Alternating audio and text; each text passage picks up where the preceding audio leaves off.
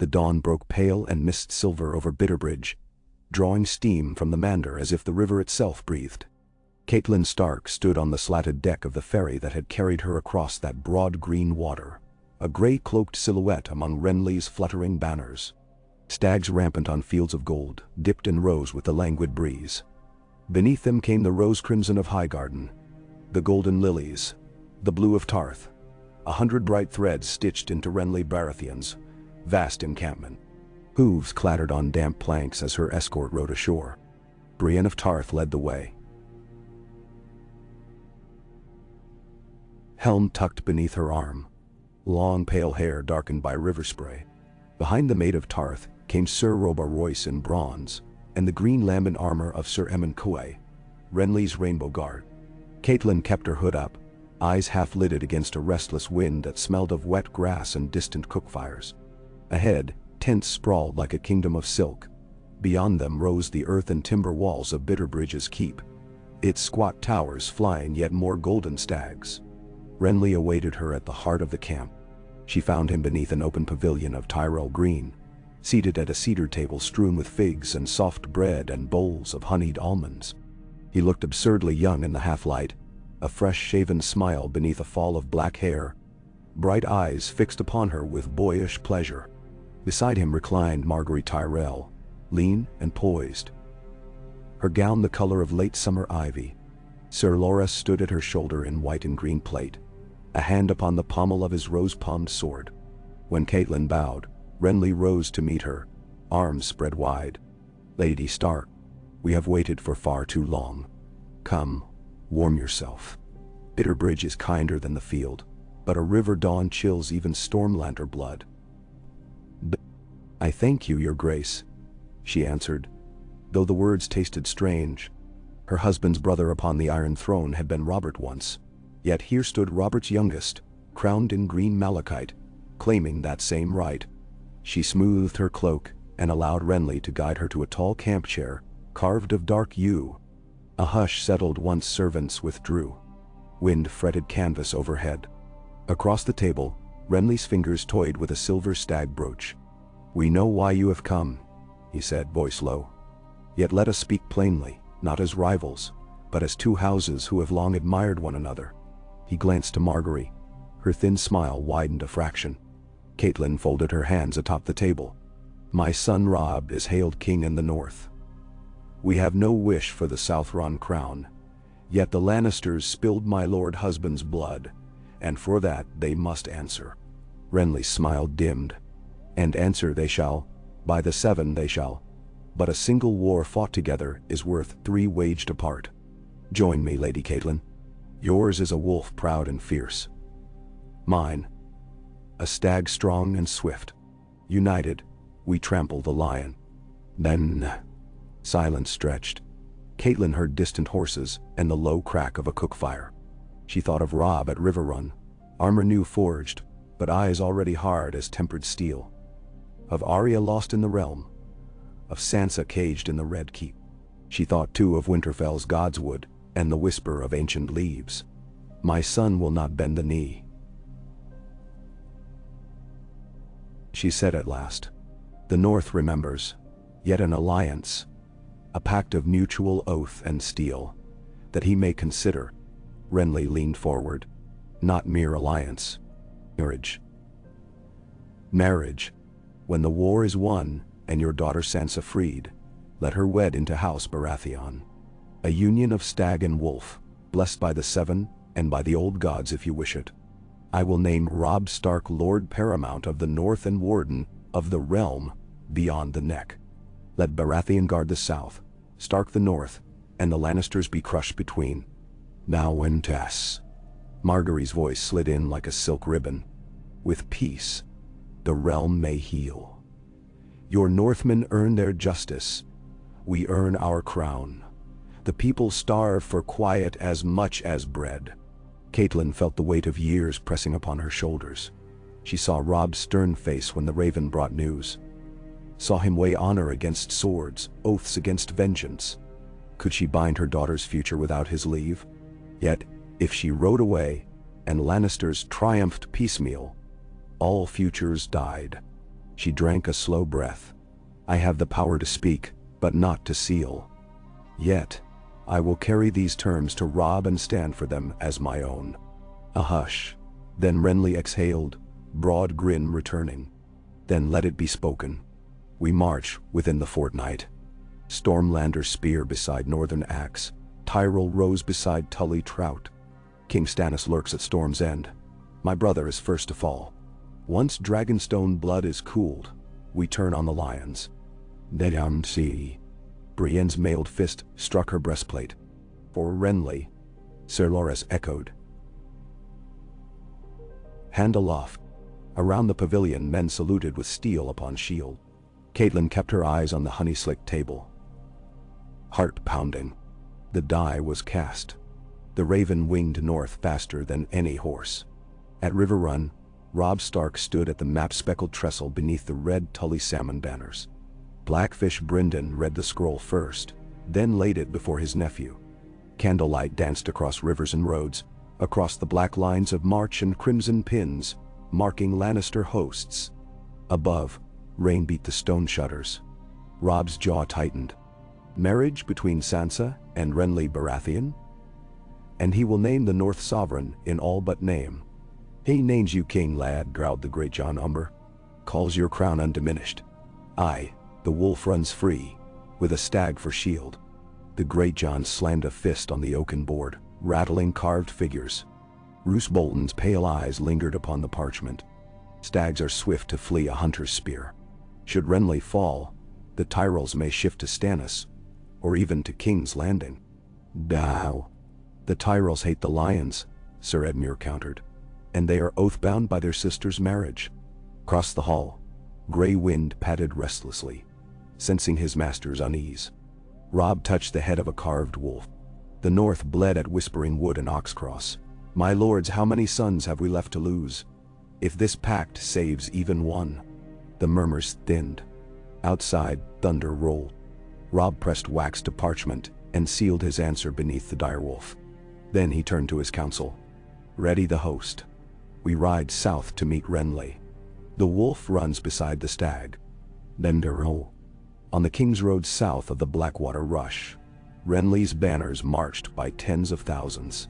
Armored ranks stretched over low ridges, the green sea dotted with gold antler tips. Catelyn rode near the vanguard, her gray cloak soaked with spring rain, warhammer staccato of hooves around her. Brienne never strayed far. Ahead, Storm's End loomed like a gaunt basalt fist, battlements black against a bruised sky. Fires glimmered beneath its walls. Stannis' camp, leaner than his brothers, torches guttering in steady wind. Between the armies lay churned mud and broken reeds, the corpse of a small fishing hamlet now abandoned. Renly called a council beneath striped canvas. Lightning forked purple behind him, painting his cuirass in unearthly glow. My brother demands fealty, he said. He will have steel instead. Sir Courtney Penrose held Storm's End for Stannis, yet word had come that Edric Storm hid within, Robert's baseborn son. Stannis' right stood upon legitimacy. Renly sought hearts. Launching a joint Stark-Baratheon assault upon Stannis' lines would break that siege before dawn. Catelyn listened, while Tyrell captains plotted the pincer. She noted Lora's eagerness, the cunning glint in Lord Mathis Rowan's eye, the wary silence of Lord Randall Tarley.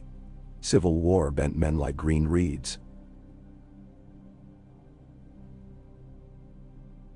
Some would snap, others merely lean toward Son and Victor. She wondered which stag would bend last. Night breathed cold upon the plain. Renly's command tent glowed with lantern light, where men sharpened swords for dawn.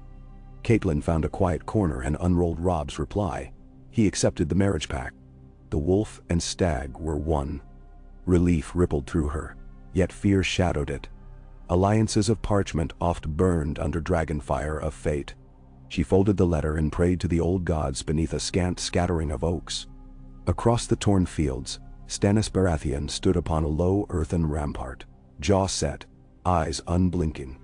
The red woman Melisandre lingered behind him, her ruby choker smoldering. Dawn brings battle, your grace, she murmured.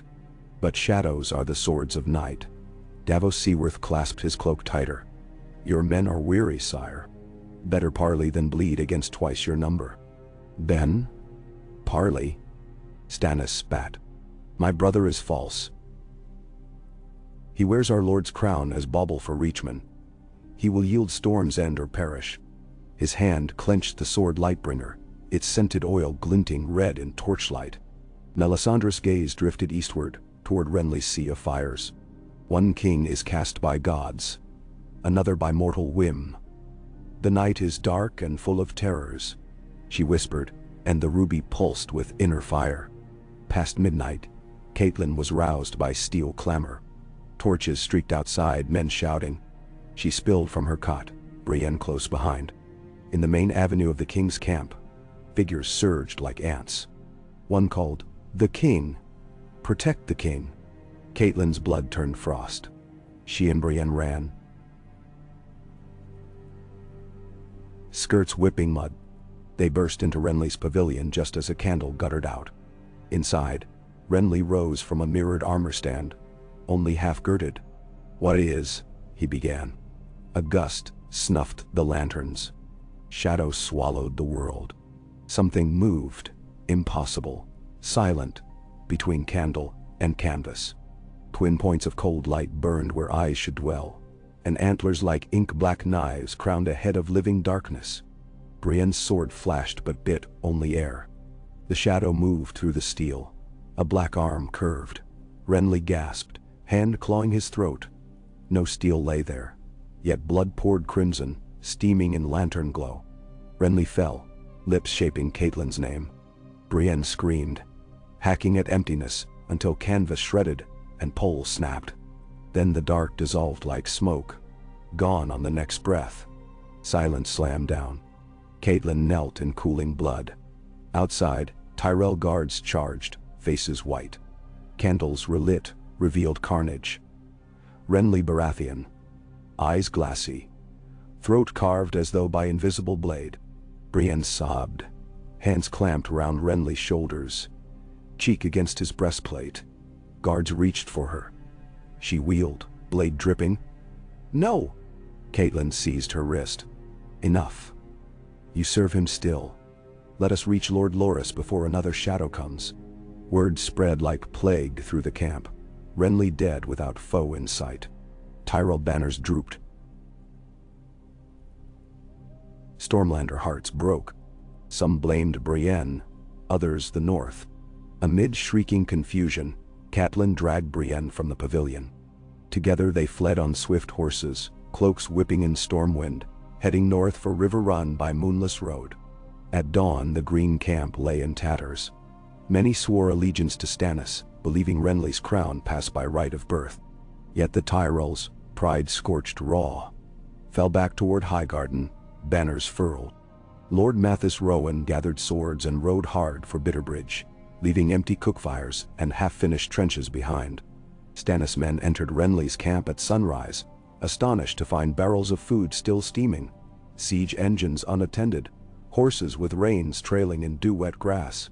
They cheered their king as he rode beneath black and gold stag banners, recaptured from his brother. Yet a shadow clung to Stannis' cloak, unseen but chilling. Melisandre watched with distant smile. In her hand, the ruby glowed. On the King's Road, Catelyn and Brienne pressed north, heads low against hammering rain. They paused only at dusk, sheltering in a ruined sept. Catelyn stirred a meager fire, its sparks climbing broken rafters. Brienne sat cross-legged, eyes hollow.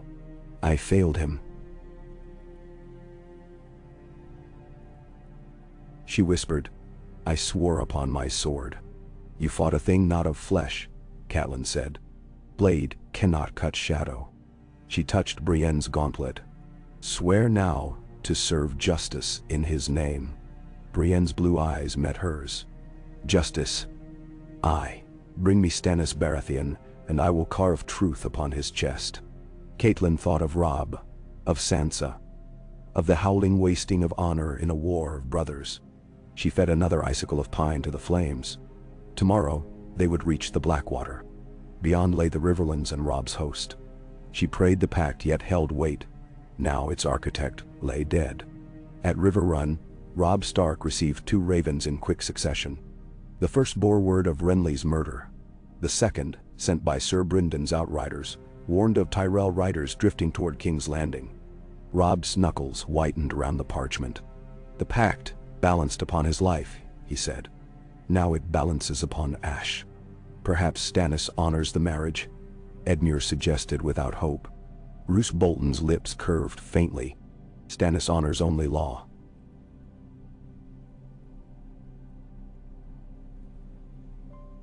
Sansa remains a Lannister hostage, her worth to him is nil. Robb paced. Every step stirred the chill echo of Winterfell's crypts. At length he stopped before the map. We march anyway. The North pledged to strike the lion. Our swords are drawn, pact or none. So be it, Blackfish Bryndon said. Voice like grinding stone. Yet, choose your road. Harrenhal lies west, King's Landing south. Tywin stands between. Robb studied the tangle of roads.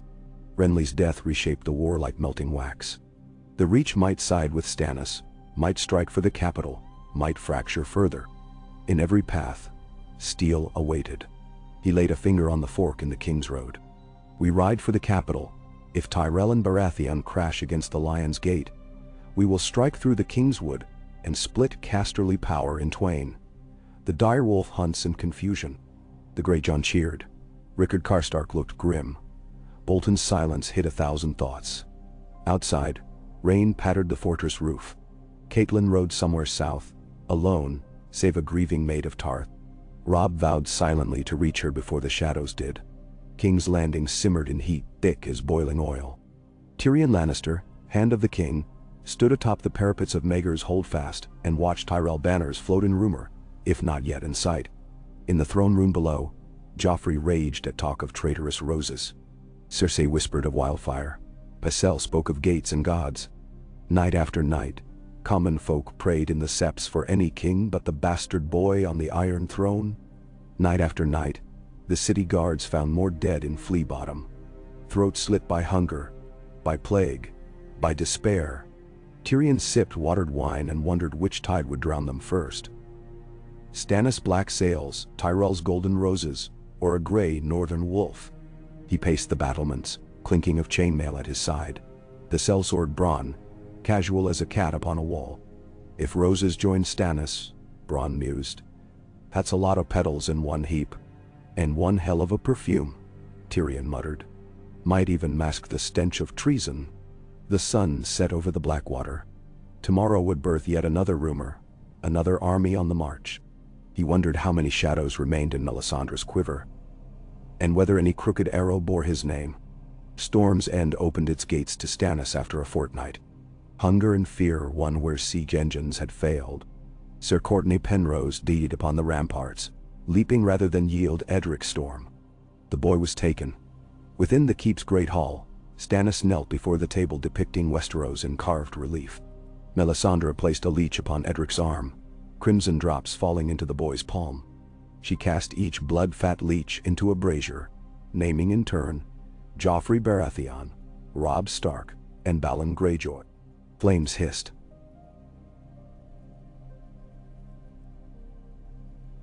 Smoke spun scarlet. Outside, thunder cracked like some vast drum.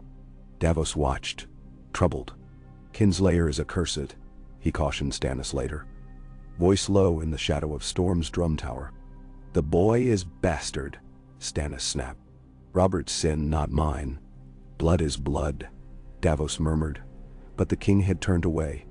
Above them, Melisandre's ruby gleamed as if answering unheard prayer. 3 weeks passed. Catelyn reached River Run under heavy guard, Brienne beside her. Mother and son met in the Godswood, green leaves whispering overhead. She told him all. Renly's kindness, his death by shadow, the chaos in the camp. Robb's face hardened to stone. Stannis wrought sorcery, then Stannis shall die. Yet war left little time for vengeance plotted in quiet groves. Scouts reported Tywin marching east from Harrenhal with 20,000. Another host under Sir Stafford gathered at the Westerland's heart. Greyjoy raiders burned the stony shore, and ravens whispered of Balon's crown. Robb clenched his fist. The realm shatters while lions feast. Enough. We ride at first light. Catelyn touched his cheek, remembering him swaddled in Winterfell's warm halls. Now he wore a beard of golden brown stubble, and a king's despair. She gave him Ned's great sword ice, split now into 2 blades by Lannister treachery, and wished he bore his father's calm as well. Guard your heart, she told him. We fight not just steel but shadows. Robb nodded, though doubt flickered behind his gaze. He strode away to muster bannermen. Catelyn remained beneath the weirwood, red leaves drifting about her like drops of blood, and wondered if any pact of wolf and stag could yet bring dawn to a night of such terrors. In Highgarden's vaulting halls, Olenna Redwine listened while her grandson Loras wept for Renly. Margaery's face stayed marble. We cannot drape ourselves in grief, Lady Olenna said sharply. Wars are won by the living. Mace Tyrell wished to treat with Stannis. Others urged alliance with Joffrey to crush their lord's killer. Yet the Queen of Thorns saw further. 2 dragons yet sleep across the narrow sea, she told her kin. A dragon might burn both shadow and lion, but dragons were a world away, and armies rode now. In the end, the Tyrells marched east for King's Landing, garden hosts blooming behind them. Better the devil crowned than the devil in red flame. In Winterfell, Bran Stark dreamed of wolves racing through black forests. A stag ran beside them, antlers catching moonlight. Ahead loomed a weirwood, white as winter. Beneath its boughs crouched a shadow, eyes burning red. The wolf growled, the stag lowered its rack, yet the shadow only laughed, soundless, cold, before dissolving like smoke upon a breeze. Bran woke shivering in darkness, distant drums of war echoing even in the far north. South of the Neck, Robb Stark's host thundered along the King's Road, banners cracking. Grey wind led the van, snarling at every snapped twig. Scouts returned with word. Tywin Lannister had turned toward King's Landing, seeking to defend his grandson. Stannis' fleet advanced on the Blackwater.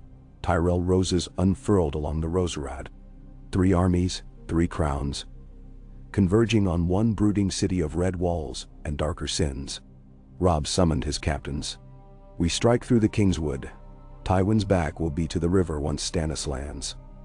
We cut him off, drive him into the Blackwater, let lions drown. The wolves howled agreement. By river and road, through briar thicket and abandoned farm, the North rode for war. Not for Renly's pact alone, nor even for Eddard's ghost, but for all the children lost to lion claws and shadow blades. Among them rode Catelyn, cloak gray upon gray, eyes fixed on the southern horizon, where smoke smudged the sky. Somewhere beneath that pall lay Sansa, and the bones of Ned, and the fate of every oath she had ever made. She breathed the scent of rain and horse sweat and distant fire, and prayed that when dawn finally came, it would break warm upon a realm no longer riven by wolves and stags and lions, but healed by the quiet washing of rain on ancient stone.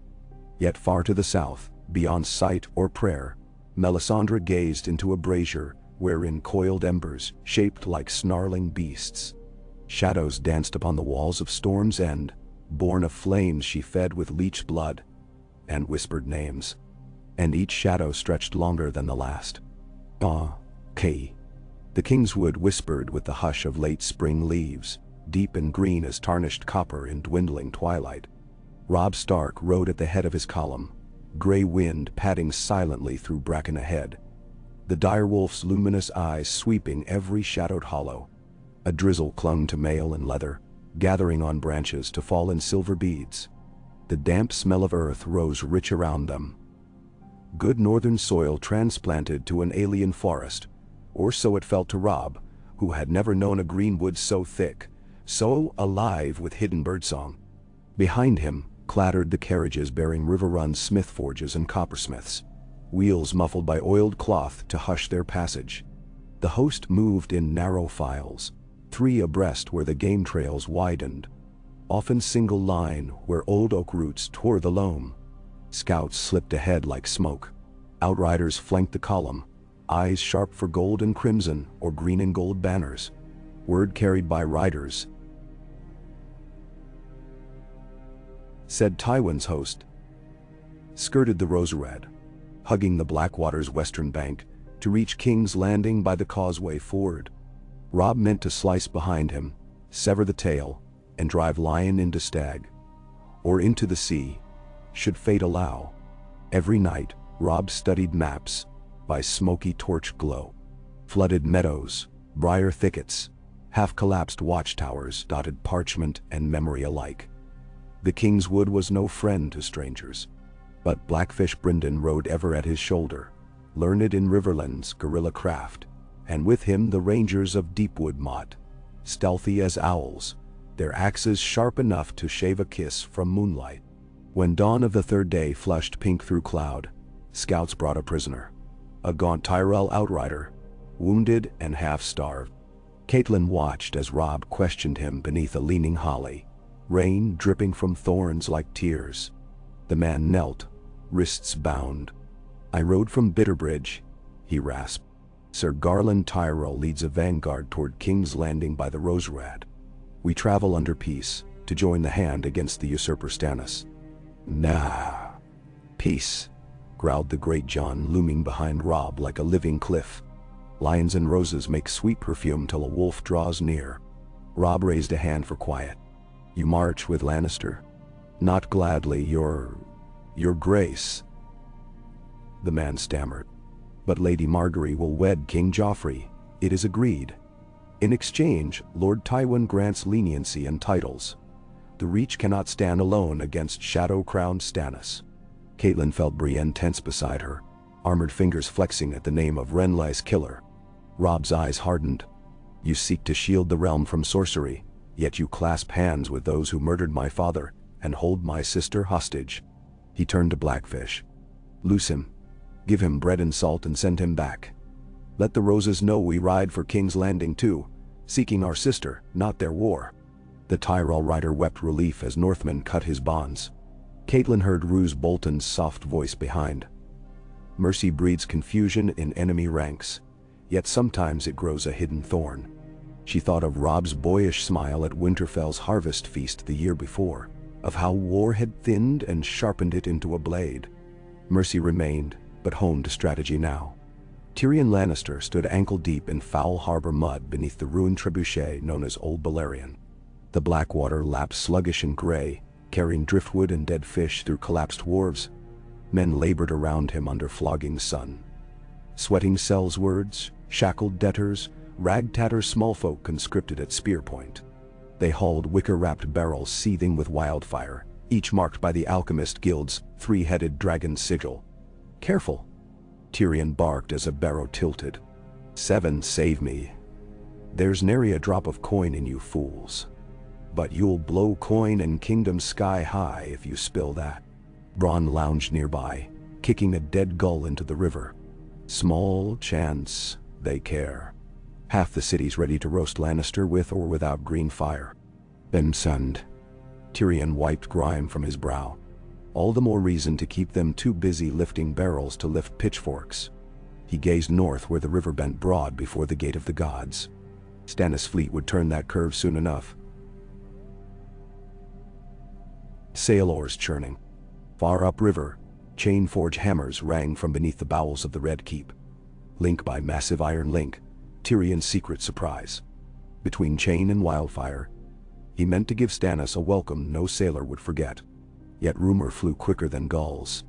Report spoke of Melisandre's gray phantoms slinking between tents, of garrisons deserting at whispers of king-slaying shadows. Tyrion feared sorcery more than sword. No chain caught a nightmare. He turned as Podrick Payne trotted down the quay, cheeks flushed. "My lord, ravens from the west. Lord Tywin approaches by sunset tomorrow. Tyrell levies marching beside." Tyrion's stomach tightened. Tyrell's in lion arms. He had expected that alliance, but not so swiftly. "Word from the Kingswood." "None, my lord." "Then either the whole Kingswood sleeps, or some wolf prowls its silence." He squinted at the river, imagining gray sails in morning haze, pounding drums beyond sight. Too many beasts in one pit. He wondered if any shadow of strategy could herd them where he pleased. South of the ford at Wendwater, Stannis held a war council in an abandoned sept, whose stained glass windows lay shattered, shards like frozen fire on flagstone. The air reeked of tallow and damp parchment. Rain hissed against sagging roof tiles. Davos Seaworth bent over the table. Map. We splash upriver under cover of darkness, my king. Archer towers at the mud gate cripple us if we tarry under walls. Stannis' mouth twitched with irritation. We attack at dawn. A swift hammer is half the siege. Melisandre stood silent behind him. Scarlet robes pooling. The ruby at her throat pulsed with slow light, as though breathing. Sir Imry Florent. Stannis, Admiral. Cleared his throat. Scouts sighted chain forges within the city. Some monstrous block is being raised across the Blackwater's neck. Chains break. Stannis muttered. Ships break. Chains. Davos frowned. Storm-washed eyes traced the map. Narrow channel, treacherous currents, wildfire rumors whispered by fishermen. Your Grace, caution. Stannis slammed a mailed fist upon driftmark carved in wood. Caution fed my brother fat as a boar. I am steel. I shall not rust awaiting perfect wind. Melisandre's voice slipped soft as midnight oil. The night burns away before the dawn fire. The Lord of Light anoints your blade, your grace. Your victory is etched in ash. At that, unease flickered among the captains. Davos smelled smoke though none burned. His stomach clenched like sailcloth in gale. Stannis dismissed counsel with a curt nod. Later, Davos sought him outside among salt-bleached gravestones, where the Sept's dead lay forgotten. Waves broke faintly beyond the bluff. You have seen the storm chain, your grace. Wildfire rumors grow. Split the fleet. Come ashore at upriver shallows. March on the gate from land. Stannis studied dark clouds rolling over the bay. I split my forces. I bleed victory.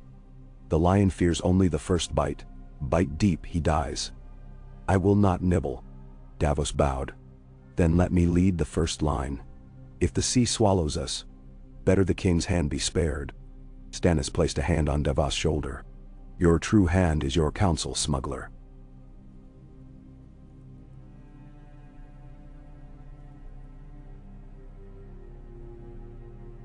Stay by me and speak sense when red flame darkens my wits. Davos swallowed. Sire. But he considered if sense still lived in any of them. Catelyn knelt at a small brook west of Sow's Horn, washing mud from her palms while dusk insects hummed. Brienne kept watch nearby, sword across knees. Night approached thick with frog song and the rasp of distant crickets. In the rippling water, Catelyn saw her reflection. A face brined by travel dust. Cheekbones sharper than the mirror at Winterfell once revealed. Her gray-blue eyes looked older than her years, haunted by memory of Renly's last breath. When she closed them, she saw again the antler shadow raised by unseen moonlight, carving man from crown. She cupped water to lips and drank, cool and bitter with peat. I fear for Robb, she murmured. 3 armies converge, and he must tread between. Even direwolves can find themselves encircled. Brienne's voice was low, rusted by grief. He is a king, yet still young. We are all young until war ages us, then too late. Catelyn wished for Maester Luwin's steady counsel, for Ned's calm judgment, for the simple hush of hearth crackle in Winterfell's great hall. Instead, she had steel and fear, and a daughter's face she had not seen in moons. Brienne rose. I slew no shadow. My vows to Renly remain unfulfilled. If Stannis dies, perhaps his ghost finds peace. Catelyn stood beside her. Perhaps. But first, we must keep my son alive, and bring my girls safely home. She gazed north, where campfires flickered through trees like stars tangled in boughs. War leaves little room for personal vengeance, Brienne. There will be time, or there will not. Brienne gave a single nod, unsmiling. Then let us keep the king alive. At dawn, a gray mist pooled low across the Kingswood floor. The northern host moved through it like ghosts. Leather mufflers tied to bridles. Arrowheads corked to mute clink. Gray wind padded ahead, wraith silent. Crows watched from high limbs. shifting restlessly at the sea of men below. Blackfish Brynden signaled halt near a crumbling stone folly once built for Targaryen hunts.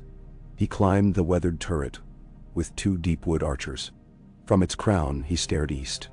When he climbed down again, he found Robb sharpening his longsword, steel-kissing whetstone with measured rhythm. Ahead 2 leagues, a Lannister supply tail straggles. Wagons, wounded, fresh smithy carts, Blackfish said. 1,000 men, no more. Main host may be 5 behind. Robb sheathed his blade. We cut tail, vanish before the lion wheels. Strike again tomorrow. Bolton's pale smile flashed. Attrition suits northern winter. War of 100 cuts, Great John rumbled. A wolf pack drawing blood. They advanced. A horn hooted thrice, the signal from scouts. Grey Wind's snarl cut the hush. Robb sprang astride his courser, spurred forward, men fanning at flanks. They met the Lannister rear in a clearing where pines bowed over a half-frozen pond. Red and gold pennons half-raised drooped under dew. Campfires smoldered from hasty breakfast. When Northmen burst from tree line, shock rippled like stone across glass. The first line broke before steel met. Men scrambled for spears still leaning against carts. Grey Wind bounded through smoke, hamstringing a warhorse so its rider pitched screaming. Behind came tall Mage Mormont with the she-bears, axes hewing. Great John's bellow carried over clamor. Bolts hissed from treetops where deepwood arrows flew. Robb himself rode through a swirl of crimson cloaks, sword ringing against helm rims, his guard of Karstark lancers hard on either side. The fight was swift, brutal, and soon done. Survivors threw down arms, wagons burned, stores of lamp oil spilled, igniting as they retreated into brush. Catelyn reached the field after the last clash, finding wounded moaning amid trampled ferns. She knelt beside a boy no older than Bran, arrow through thigh. His eyes rolled white. She called Maester Vyman to staunch bleeding. The lad wept thanks. War did not ask age. She wondered how many mothers in Casterly Rock now prayed for sons marching under Red Lion, never knowing they bled into northern earth this hour. Robb surveyed charred wagons. "We march again by nightfall," he ordered. "Leave horse carcasses, but drive the rest into the swamp so Lannister cannot reclaim." They vanished into forest as smoke climbed to blue sky. Behind them, Tywin's foragers would find ruin and ash, and fear with it. Tywin Lannister heard the attack before dusk, seated upon a gilded folding chair in a meadow of goldweed. His impassive eyes studied the bloody scout kneeling before him, then flicked to Sir Kevan. "How many wagons?" 14 burned, 1 captured, the scout croaked. 200 dead, my lord. They came and went like wraiths. Tywin's mouth thinned. Kingswood goblins multiply unchecked. Double-flank patrols. Summon Sir Gregor's outriders. Let the hound sniff the trees. He hunts the Roserad for wolf stragglers. Then recall him. I will not arrive at King's Landing minus half my stores. He dismissed the scout, then poured a measure of hippocras into a chased silver cup. The wine glowed deep red, viscous. "A nuisance, yet instructive," he said to Kevan. "Stark nips our heels instead of charging headlong again. Someone tutors him." Kevan sipped water. "The Blackfish, by all good wagers. Maybe Bolton." Bolton is a knife that turns when least expected. But the fish? Yes. Tywin's gaze drifted east, where towers of King's Landing shimmered faint on horizon haze. "We press on. Wolf cannot devour Lion's heart, if Lion has no heart here when he arrives." Yet a sliver of doubt pierced even gold-armored confidence. Tywin had seen Robb's cunning at Whispering Wood, felt sting of defeat at Oxcross. Much as he wished to bury Eddard Stark's pup beneath Lion's paws, he must first guard the capital, and Joffrey's precarious crown. He spurred commanders to quicker pace, wagons forced to slog through night torches. But forest and marsh slowed them all the same, while invisible jaws nipped supply lines day by day. Evening of the full moon, Tyrion stood upon the outer wall above the mud gate, gazing upriver through his spyglass. Lanterns bobbed on anchored rafts, their reflections mottling black water like shards of ember. Wind shifts south, Bronn observed, leaning on Merlin. If Onion Night sails at dawn, our fire's kiss will blow back at them. Pious thoughts, but I trust the alchemist's contrivances less than the wind. Tyrion muttered. He dropped the glass, flexed stiff fingers. Orders. Once Stannis sails beyond the chain, hoist. Not a heartbeat sooner. Bronn nodded. I've told Baelor's sappers. They'll wait your horn. Tyrion's gaze traveled inland over rooftops to the Red Keep, where windows flickered from torches moving along the gallery. He had argued thrice this day with Cersei. Once about wildfire, she feared it might consume the city instead of Stannis. Twice about Joffrey, she demanded he command the battlements, though the boy king trembled at crossbow practice. Each encounter left Tyrion's wits frayed as old rope. He exhaled, tasting salt. Tomorrow the black water might run with red or green. Kings might burn or crowns sink. But perhaps, if fortune twisted just so, the war might break in favor of some fragile peace. He prayed, half-heartedly, for gods rarely listened, that whichever beast triumphed.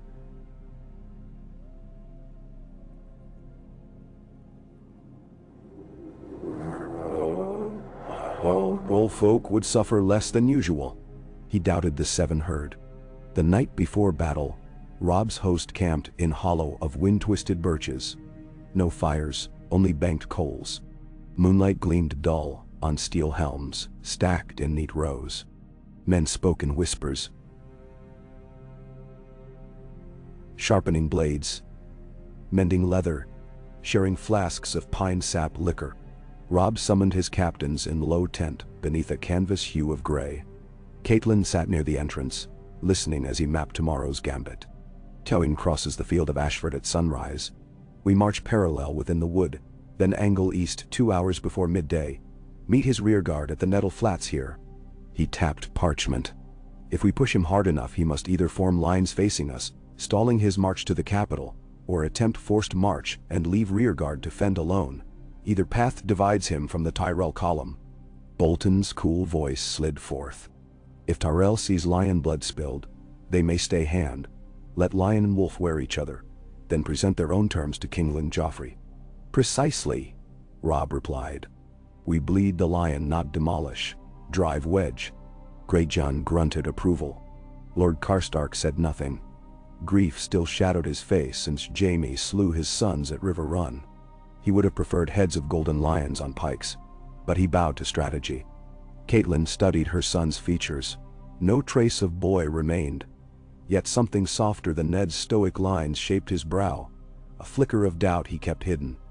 Bridling fear, she felt pride sharpen behind her ribs.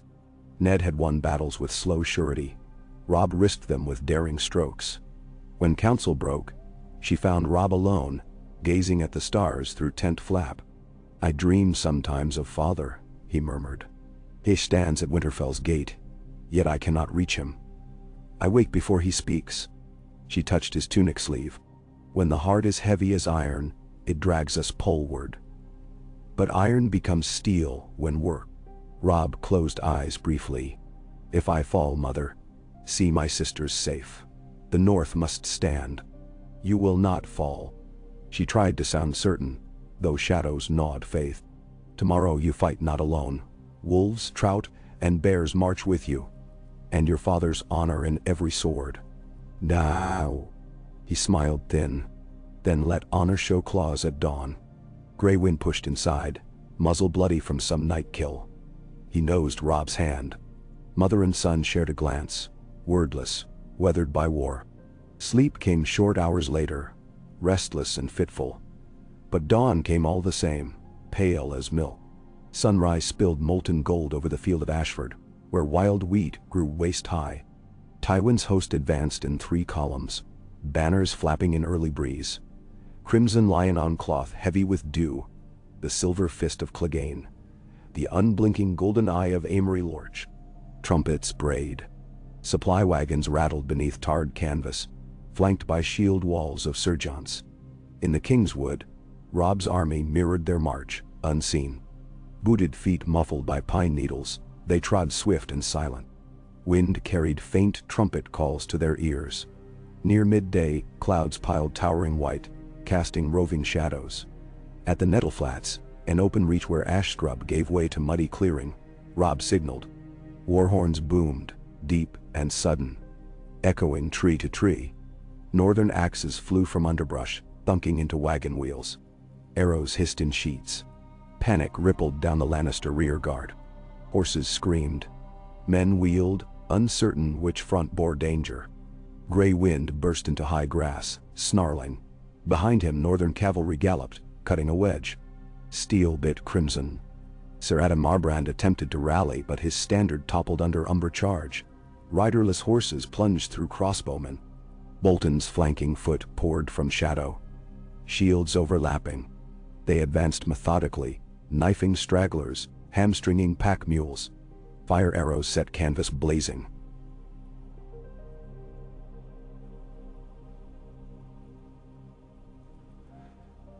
Smoke spiraled skyward. Tywin, 2 miles ahead with vanguard, heard horns and smelled smoke. He cursed and wheeled his destroyer. Sir Kevan spurred after him.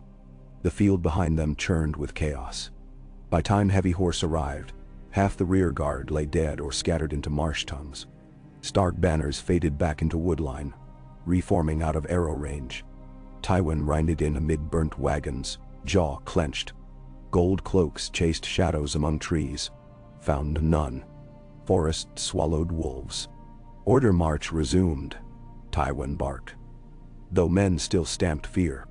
Double outriders, burn no more daylight. He knew the Wolfdeath would bite again before dusk if he tarried. Yet he dared not abandon wagons. Supplies were lifeblood for what siege awaited. He chose slower pace, heavier guard, just as Robb predicted. Behind Tywin, Smoke Pillar rose, a beacon visible from King's Landing's walls by afternoon. Tyrion watched that plume from Tower of the Hand. Spyglass quivering in hand. 7 hells. Dear Father toasts marshmallows while city braces for naval assault. Varys stood beside him in lavender robes, fingers steepled. Unfortunate, yet perhaps beneficial if Lord Tywin arrives at dusk rather than dawn. The eunuch's painted smile did not touch his eyes. Beneficial for his dwarf son commanding wildfire? Maybe. Tyrion paced narrow balcony. Below, in palace yard, mass of small folk clamored for bread. Gold cloaks shoved them back with spears. Rumor of Tyrell arrival had sparked hope of food train. Rumor of wolf attacks lit fear anew. The city balanced on knife edge. If Stannis shattered gates tomorrow, riot would finish what wildfire began. Tyrion faced Varys. Have you tidings from north? Some say Robb marches on us too. Varys bowed. Whispers of gray ghosts in Kingswood, yes. Little else. Ghosts rarely haunt alone. They bring claws. Tyrion rubbed temple. Very well. I will trust in fire, chain, and father's punctuality. He prayed again. God still deaf. By nightfall, Tywin's host pitched camp, a scant 6 miles from Lion Gate. But such was disarray that cook fires lit close to midnight. Lannister men ate hard bread and salt pork, while surgeons stitched arrow tears. Tywin met with Mace Tyrell beneath striped pavilion of green and gold, lanterns dangling from poles. Tyrell's broad face flushed with war wine. He greeted Tywin like a long-lost cousin. Dire business, these wolves, he said, setting down goblet. If they bleed you any drier, we'll reach the city first. Tywin's gaze hardened. Your hayloft levies will follow my banner at dawn. Mace quivered, but Lady Olenna cut in with tart smile. We are all good cousins now. Best we husband strength for Stannis. Tywin ignored her, addressing Garland and Loras. Your forward outriders will scout the Kingswood tonight. Burn every hidden cache. Deny the wolf cover. Loras, eyes still red-rimmed from Renly's loss, bowed curtly. The wolf's hide will grace Highgarden's hall. Inside Tywin's head, calculations whirred. If Stannis attacked the river gates at sunrise, he would hold his forces until battle lines settled, then smash wolf or stag, whichever offered weaker flank. Should wildfire and chain break Stannis, Tywin might ride down their tattered survivors, claim glory, and still greet Joffrey as savior. The Reachman, hungry for wedding and reward, would follow. The war might end in a single hammer blow if gods favored lions. He slept armored on campaign bed, dreams full of burning ships and red-eyed wolves. Stannis' fleet slipped through fog-mantled river mouth like a monstrous serpent of black sails. Dawn gray crept over water, revealing hull after hull bearing fiery heart banners. Drumbeats thundered dull and rhythmic. Davos stood upon deck of Black Betha, wind tugging cloak, eyes narrowed. Ahead lay chain bollards jutting from quays, but chain itself slack lay beneath waves. Tyrion's trap awaited deeper within. Archer towers rose dark against lightning sky. No arrows yet? Sleepy watchers or cunning dwarf?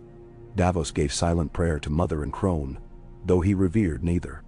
Behind him, Stannis stood tall at prow of fury, blade Lightbringer upon shoulder. Melisandre glided near, unhooded, red hair fanned by sea wind. Flames seemed to flicker within her pupils. Erlor's dawn rises, she called across water. Obsidian night breaks upon his champion. Men cheered. Others crossed themselves quietly. The first scorpions on castle walls loosed as fleet rode into mid-channel. Arrows like storms of locusts clattering off shields. Davos barked orders. Shields raised, oars kept steady. A splash of green flame burst from barrel near port side. Wildfire shot from catapult within walls, but fell short by yards. Water hissed, turned jade. Boiled fish to floating pale corpses. Black Betha surged forward. The river narrowed, wind shifted. Now Davos smelled tar and brimstone heavy on air. Steady. Sudden roar cracked dawn. The boom of chain winch turning. Davos' heart iced. Ahead, a massive iron boom surfaced behind vanguard galleys, links thick as a man's thigh. Trapped. All Tyrion's horns blew from city. Wildfire barrels launched outward, arcing like comets. First struck Fury's starboard. Green explosion blossomed, devouring men in emerald glare. Shockwave rocked Black Betha.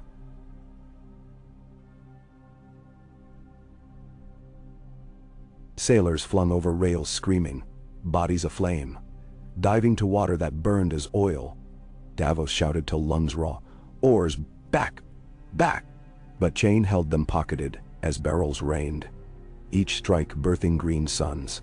Mast cloths ignited, tarred ropes melted, screams rose higher than drums. On the wall, Tyrion watched chaos, adrenaline flooding like caustic wine. Yet for every Baratheon galley aflame, two more pressed forward behind, ramming charred hulks aside. Stannis himself abandoned burning fury to board a supply cog. Zord ablaze and sun died. He rallied archers, loosing at towers. Bronze sellswards hurled more barrels, but wind eddied. One cask cracked against parapet, splashing green hell along battlement. Flames crept toward alchemist stores. Tyrion's guts clenched. "Douse it," he roared, but wildfire obeyed naught but itself. Explosion tore 3 battlements open, flinging men into river. Masonry toppled, smashing boats, clogging narrow channel with stone. For heartbeat, it seemed walls themselves might collapse. When dust cleared, Davos saw breach in rampart, water rushing beneath. Black Betha's bowsprit lodged against fallen tower rubble. He seized chance, ordered men to leap, scaled debris into city. Others followed from adjacent hulls. Battle left river for streets. Tyrion descended stair with axe in hand, half helm askew. Gold cloaks wavered at sight of Baratheon men pouring through breach, raw with soot and rage. He cursed Joffrey's absence. The boy had fled inside Holdfast at first boom. Streets choked with fighting. But a new thunder shook stones. War horns from north of city. Robb Stark's horns. Grey wind burst onto Roserad Gate from forest, snarling. Behind him Stark outriders swept along the outer palisade, slaughtering sentries. Within walls,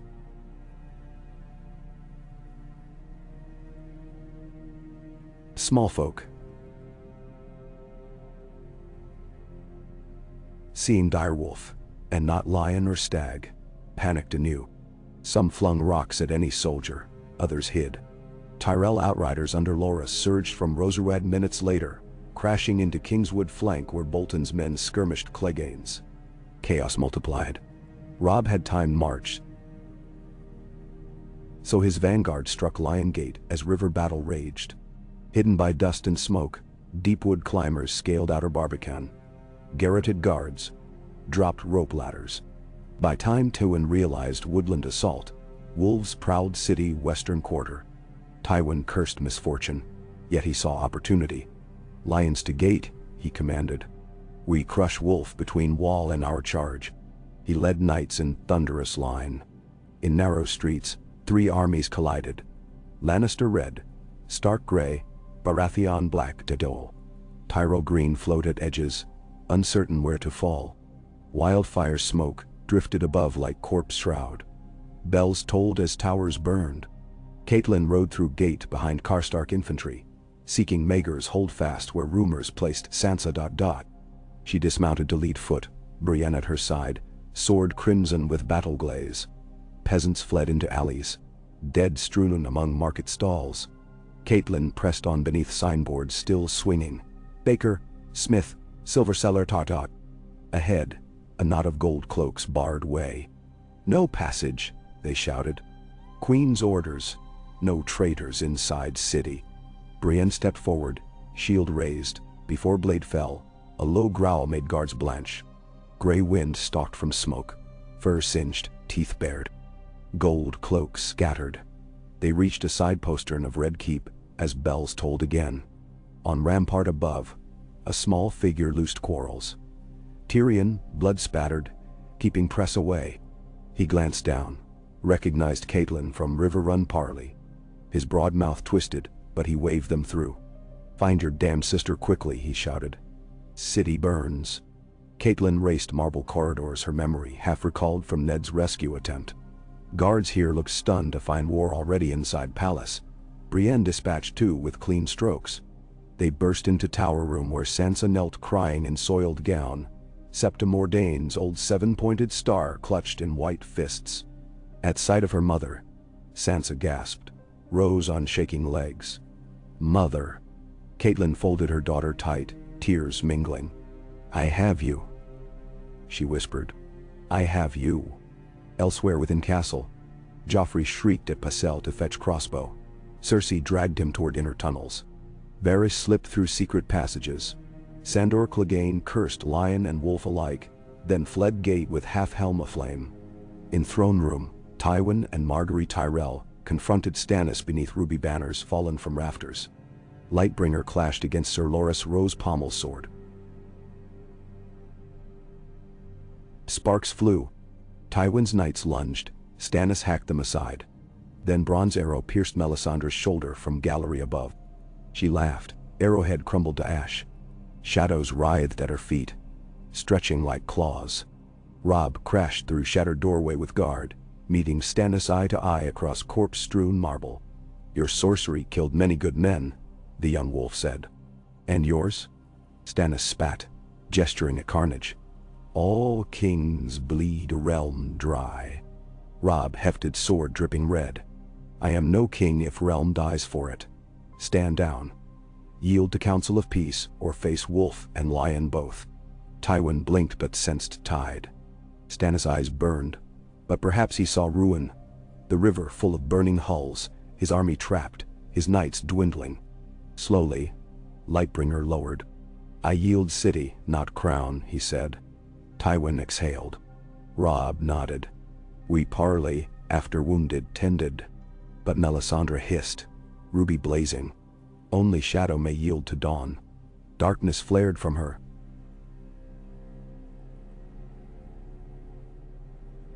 Whirling like ink in water, a tendril leapt toward Robb. Gray wind bounded, intercepting. Shadow met fang and claw. Beast convulsed, but bit blackness apart. The ruby cracked. Melisandre cried out, fell. Shadow scattered. Stannis knelt beside her, face twisted. She whispered something lost in din. Her eyes dimmed.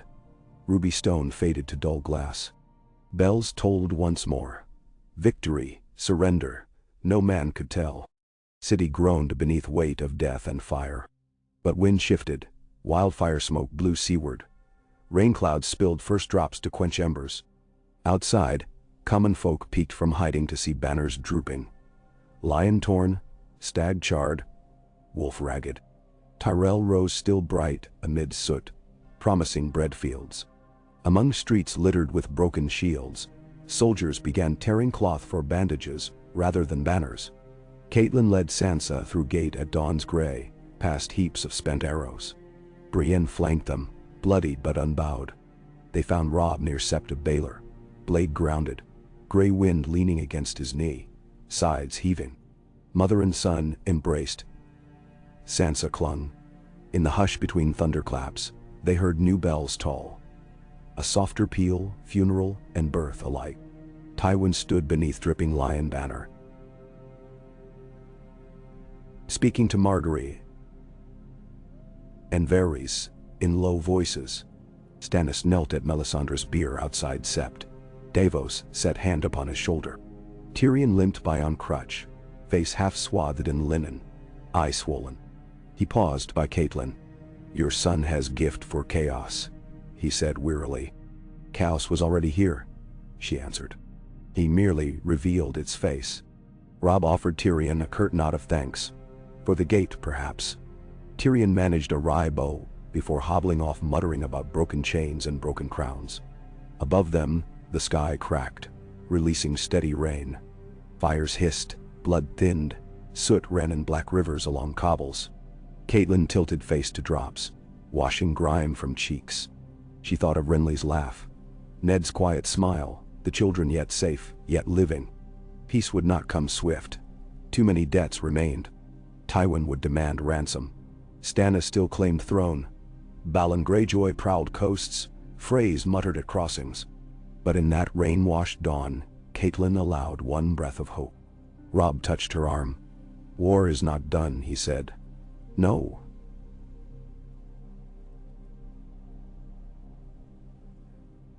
But neither are we. Somewhere within burnt husk of Magister's Street, a single weirwood sapling took root where wildfire had scorched paving. Rain soaked its pale shoots, and they seemed to glow faintly in gray light. White and red at leaf tips, like scars healing. Thus ended the day of 3 kings and 1 city. Birthed anew in blood and rain. Shadows lay slain, yet memory of their terror lingered. And in quiet corners, men and women spoke of the wolf and the stag who shattered chains together, wondering what beast might rise when crimson dawn came again across the 7 mountaintops of Westeros. Pay. Rain hung like a beaded curtain over the wreck of King's Landing for 3 days and 3 nights, washing gore from cobblestones, sluicing wildfire ash into swollen gutters, quenching still smoldering beams in flea-bottoms alleys. Under the low leaden sky, the city reeked of wet cedar, charred linen, burst grain sacks, and something sour and sweet that lingered from burnt flesh.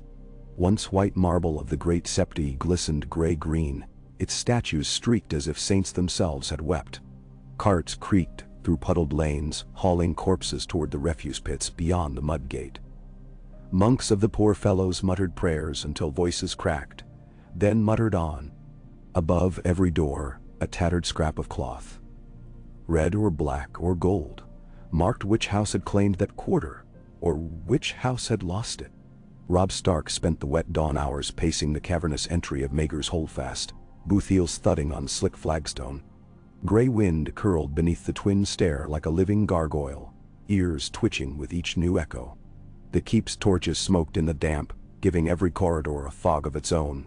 In a nearby solar, Catelyn sat beside Sansa, stroking her daughter's copper-gold hair while the girl shivered in furs too large for her slim shoulders. The maester had dosed Sansa's tea with dream wine, yet nightmares still dragged her down. 4 times she jerked awake calling for her lost wolf lady, then fell again into fitful doze. 1 floor above, Blackfish Brynden quarreled softly with Sir Edmure over disposition of riverlords, now camped north of the city walls, wary as trout in foreign current. Across the courtyard, Tywin Lannister convened his captains in the half-collapsed Hall of Lamps. Rain drummed on broken glass overhead, pattering into bronze braziers where green ember flecks still writhed. The old lion sat armorless for once, broad shoulders wrapped in a sable cloak, pale hands folded on elm table dark with water rings. Sir Kevan stood at his right, silent sentinel. Farther down, Mace Tyrell mopped rain from his jowls and tried to look grave instead of satisfied. Between them lingered Varys in lavender silk that clung damp to his soft belly, and Littlefinger, lean as a wet fox, flipping Tyrell's sealing wax between nimble fingers. None had slept more than scattered hours since the battle. Beneath lamplight their faces bore bruises of exhaustion. At noon a messenger, thigh-deep in mud, delivered Robb's demand. A council under neutral banners to settle prisoners and tend the starving populace. Tywin's eyelid twitched. Littlefinger read the parchment aloud, each word clipped and cool. The wolves proposed the Septi's vaulting nave, under guard of every house present. Mace scoffed. A stark ploy. Wolves would leap upon us inside holy walls, and claim they did it for the crone's blessing. Varys smiled softly.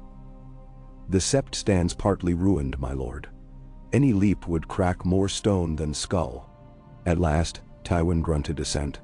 He was too shrewd to be seen refusing parley, when the gutters already flowed with rumor that the lion had welcomed Stag and Shadow to burn the city. Better to appear magnanimous than vindictive. The parley began as twilight smeared purple behind broken ramparts. Rain tapered to mist, leaving the flagellant square slick and dark. Two lines of guards faced one another down the Sept's great aisle. Gold cloaks and Liongate spearmen to the west. Karstark halberdiers and Deepwood archers to the east. Between them, long trestles held the shattered crystals of the rainbow window. Shards laid like offerings to absent rainbow guard. Melisandre's body, swathed in plain gray cloth, rested near the stranger's altar. Red silk only hinted at her once vibrant robes. Davos lingered there, lips moving soundlessly, as if bargaining still for his king's soul. Robb arrived sword beltless, wearing a simple jerkin of moss-green wool and the direwolf brooch of Winterfell. His cheeks looked hollowed by 3 nights' sleepless watch.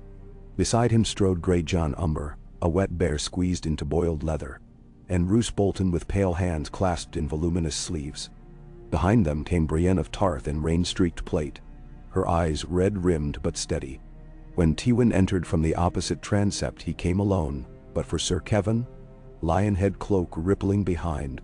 Stannis followed minutes later, an ashen shadow in mail crusted with dried seawater. Garland Tyrell accompanied him, though whether as escort or spy none could say. Voices murmured, boots scraped. A single candelabrum flickered at the nave crossing, sending brittle light onto faces drawn taut with suspicion. Robb spoke first, his words echoing. This city cannot survive another day of plunder. Bread riots brew already. We must feed the people, remove our wounded, and see prisoners ransomed. Only then can we speak of crowns. He glanced to Stannis, to Tywin. Nor will the North linger as occupying force. We came for justice and for my sister. One we have accomplished, the other stands before you. Gray eyes fixed on Tywin like steel nails. Release Lord Eddard's bones and my father's greatsword, that he may rest in Winterfell's crypts. Tywin's expression never wavered. The remains you seek travel under secure guard to Casterly Rock. Return of such properties requires reciprocal courtesy. He let the words drip. My son Sir Jaime still languishes as your guest. Greatjon growled, but Robb raised a hand. Jaime's crimes remain unpunished, as yours remain undoubted, yet a king does not barter corpses to reclaim kinslayers. Send my father home with honor, and we can speak of eagle exchange. Bolton's pale lips twitched at that, half smile or half warning. Stannis shifted, mail rings whispering. Crown talk is premature. The Iron Throne belongs to me and none other. The wolf's boy may call himself king on parchment. The lion cub sits on false steel, but I alone bear the Baratheon blood unmarred. His gaze raked Tywin. You know the incest truth and shield it still. Tywin's nostrils flared, but he held tongue. Robb answered instead. Titles matter less than survival. Look beyond these walls, ports choked with burned masts, fields trampled, storehouses empty. Winter creeps south. We can fight until snow buries us all, or mend what's broken. Menarel. From a side door stepped Catelyn, cloak heavy upon shoulders. Sansa walked beside, her face pale but resolute. Gasps rose. Girl hostages rarely waded into councils of war. Catelyn's voice cut through hush. My lords, the people outside pray not for crowns, but for bread and peace. If you would rule, prove you deserve obedience. Agree today on measures of mercy, or prove yourselves no better than the shadows that slaughtered King Renly. Nenesau. Mention of Renly made Garland's jaw clench. Tywin tapped fingers. Stannis' lips pressed thin, yet none dared contest the moral arrow loosed. At length, Tywin inclined head, the motion slight as snowflake. Very well. Until dawn of the 7th day, hostilities shall cease. A joint commission will inventory grain and apportion by district. The faith will collect the dead. Each host shall quarter outside walls, save a token guard. If any soldier of mine or yours breaks truce, he dies. And thou? Agreed, Robb said. Agreed, Stannis echoed, though bitterness rasped. They hammered details for hours. How many guards at each gate? Which storehouses to unlock first? Coin for grain from Rosby and Stokeworth. Compensation to merchants whose ships burned healing tents along the Blackwater mudflats. When voices grew hoarse, Catelyn pressed a final, softer demand. The Queen Dowager Cersei must surrender Sansa's belongings, letters and a small carved chest of Stark keepsakes. Tywin assented curtly. Cersei still hid within Maegor's holdfast with Joffrey, but her claws were clipped. No Seleswords remained loyal. No maester answered her summons. Even Pycelle, tottering and charred, had fled the Queen's wrath to Varys' secret tunnels. As delegates filed from Nave, Bolton lingered at Melisandre's bier Tarda.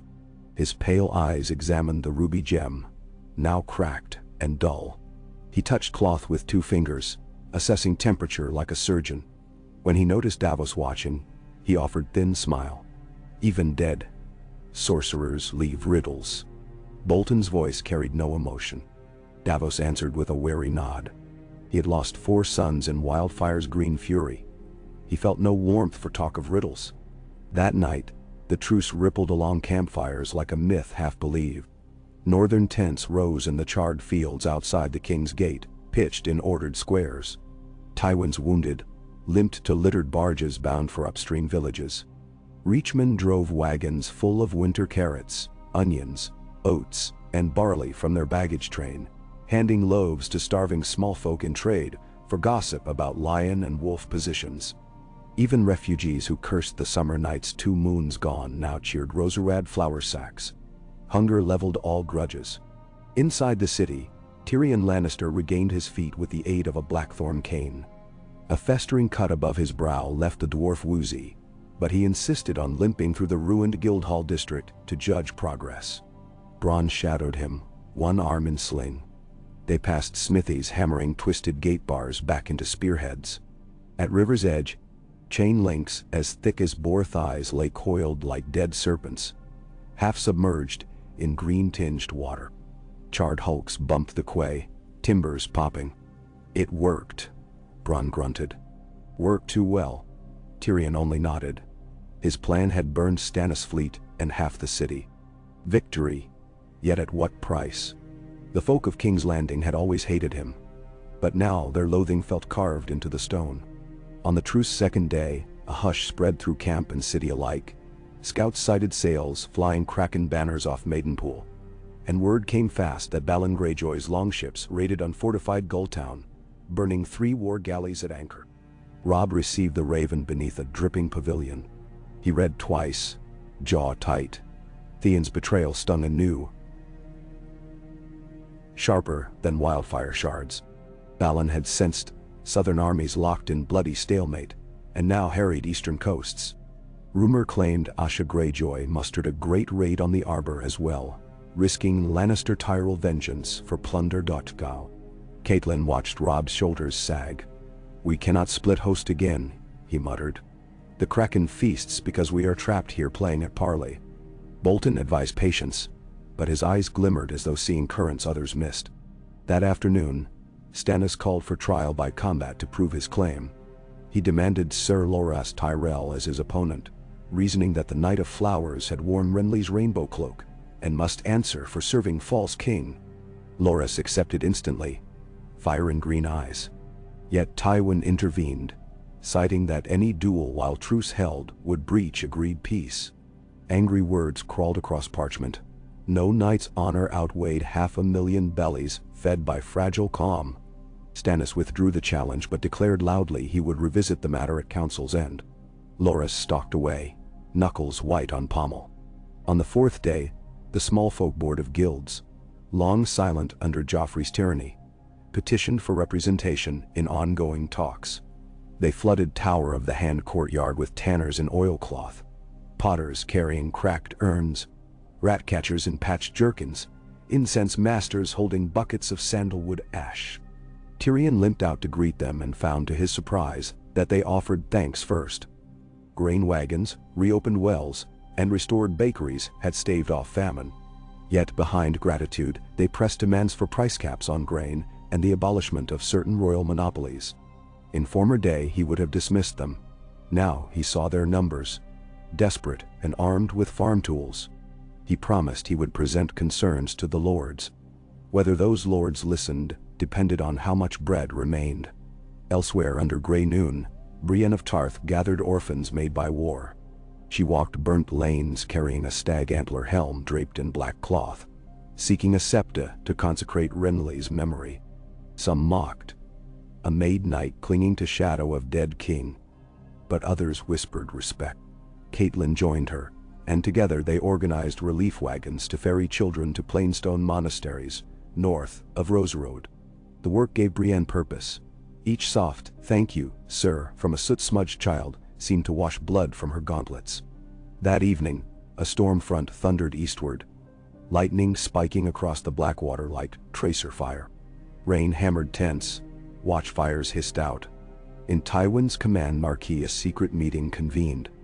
Bolton, Littlefinger, Varys, and Mace Tyrell, sans Robb, sans Stannis.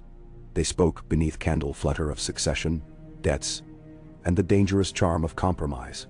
Mace fretted that Reach coffers could not feed the city forever.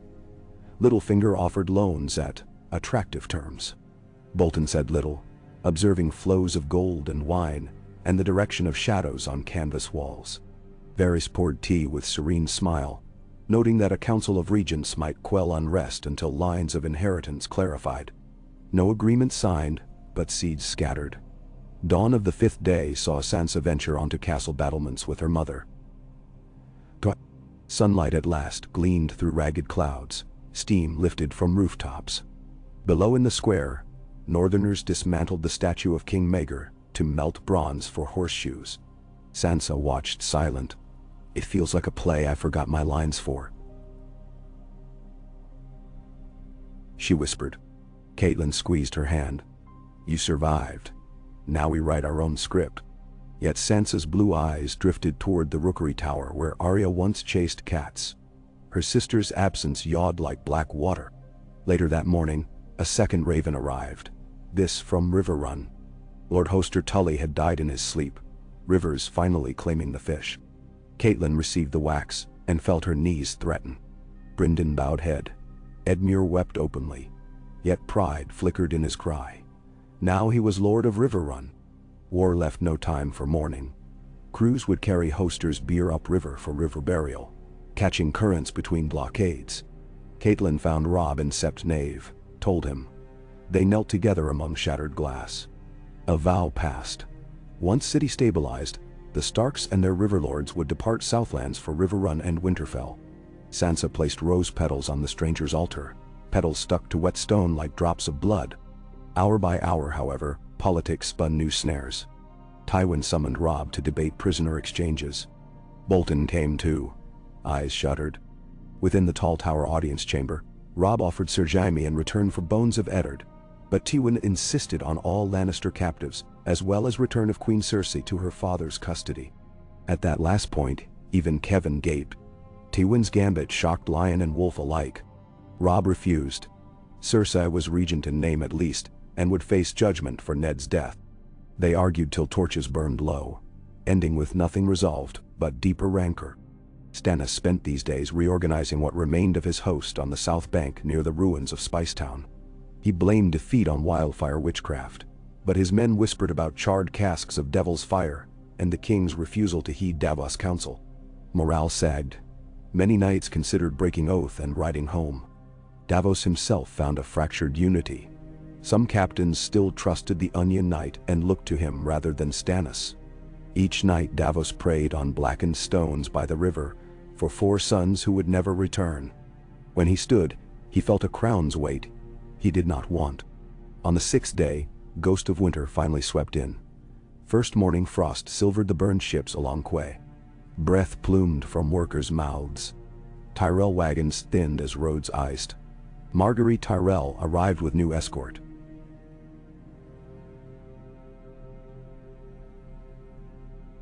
Sir Desmond Grell and Lady Olenna, the Queen of Thorns.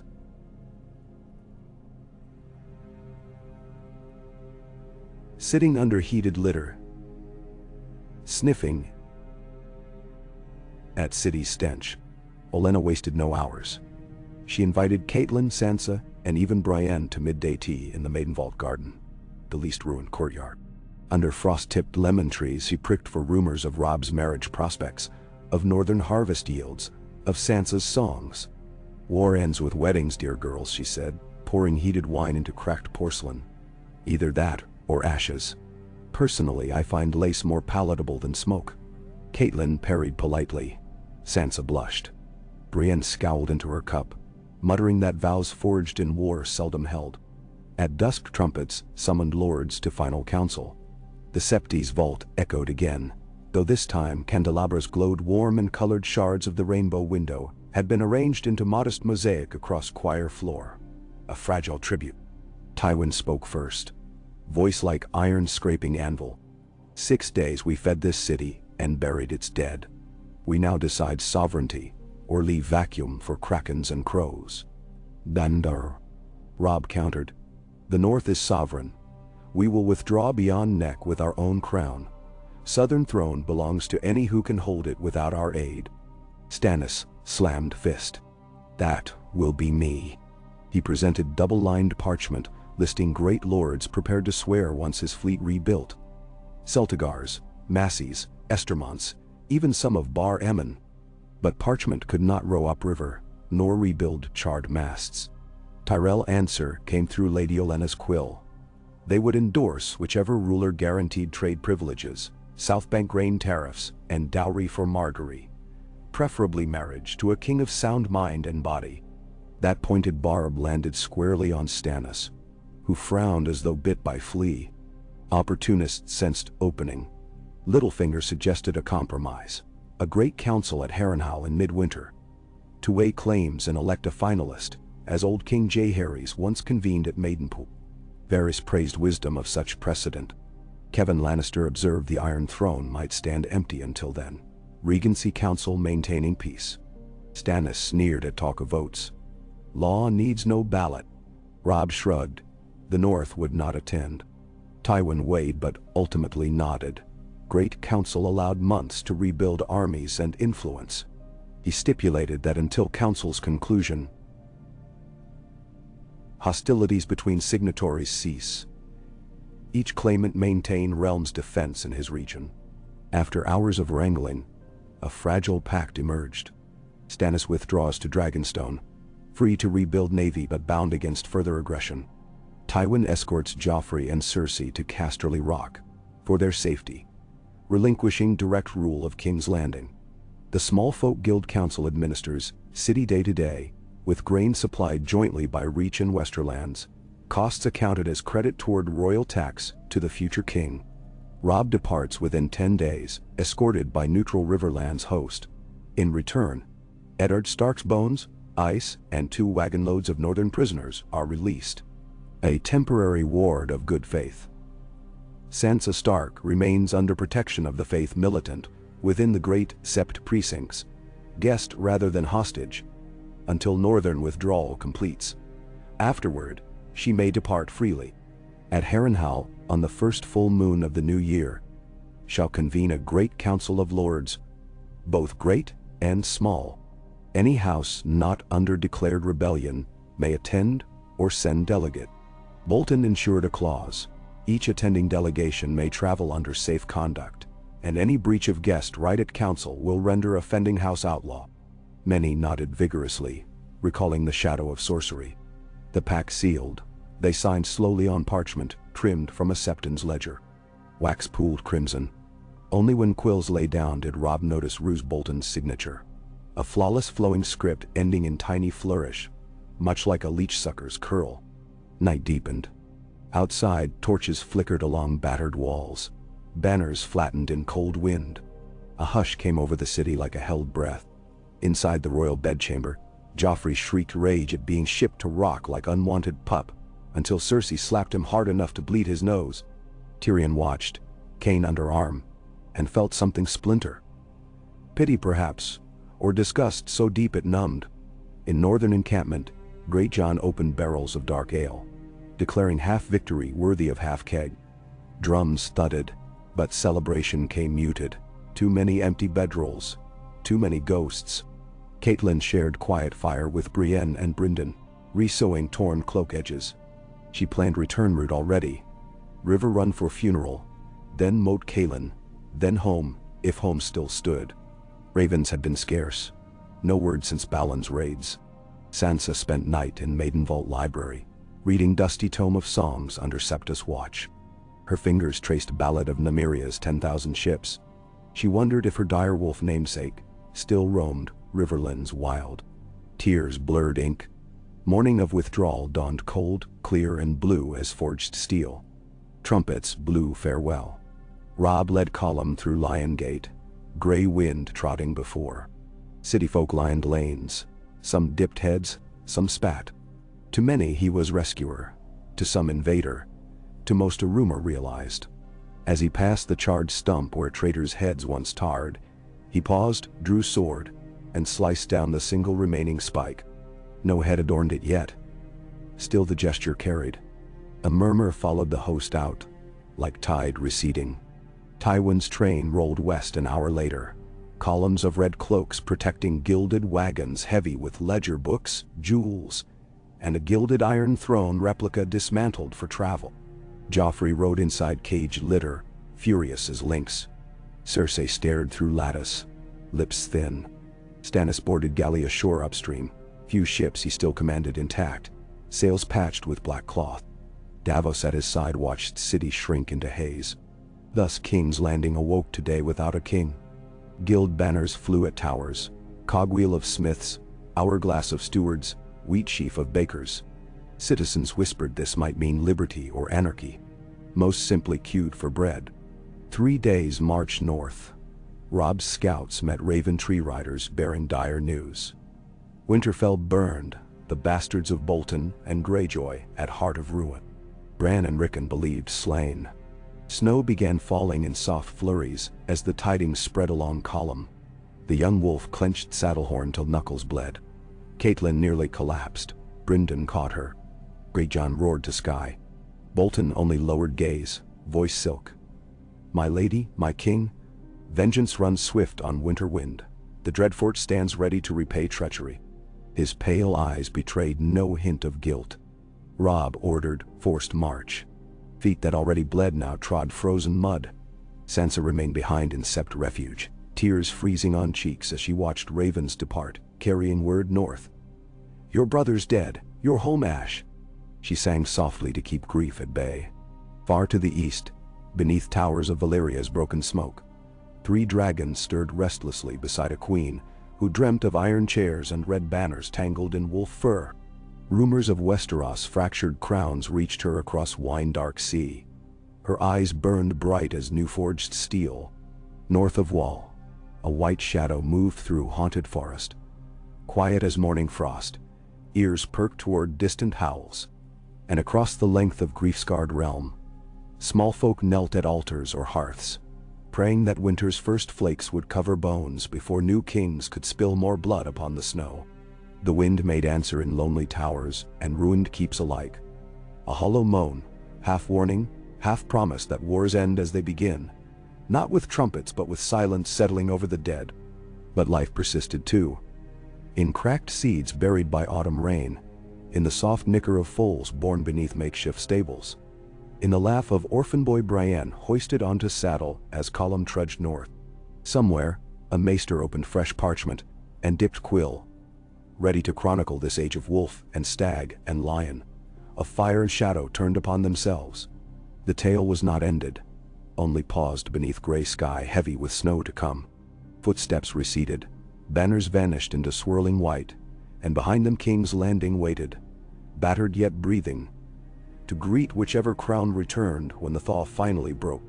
In the quiet that followed, the crystal shards of the rainbow window caught a last ray of sunlight and flared, scattering small rainbows over cracked marble.